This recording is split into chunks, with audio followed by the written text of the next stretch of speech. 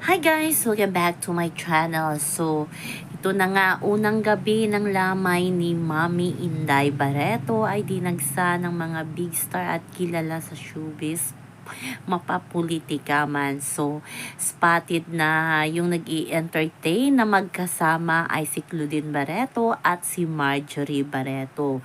So, masayang masaya tayo na makita na okay talaga ang dalawa pag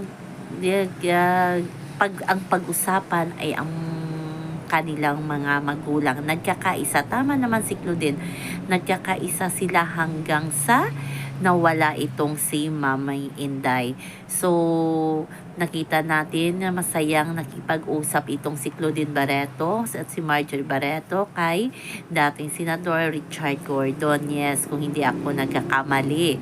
At spotted din na talagang pumunta ang kanyang ama-amahan dati sa Star Magic na si Johnny Manahahan at ang kanyang tita Mariol.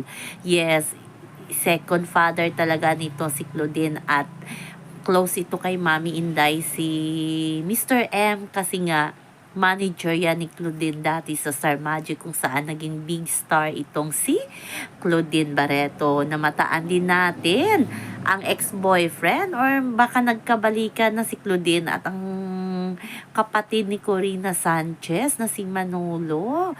At kasama doon si Corina Sanchez. Yes, nandoon din si Corina Sanchez para magbigay respeto sa napayapang si Mami Inday Barreto.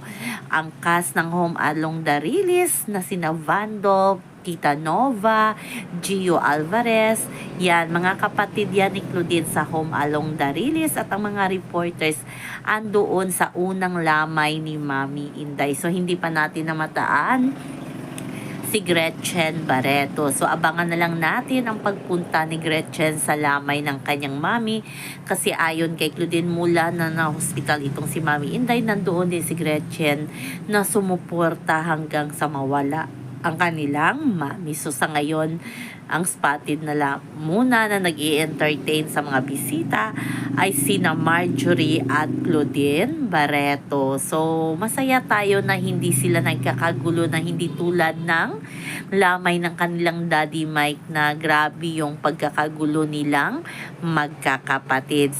Talaga nagkaisa sila sa pagkawala ni Mami Inday. Sana tuloy-tuloy na yan para sa ikakatahimik ni na Mami Inday at ni Daddy Mike.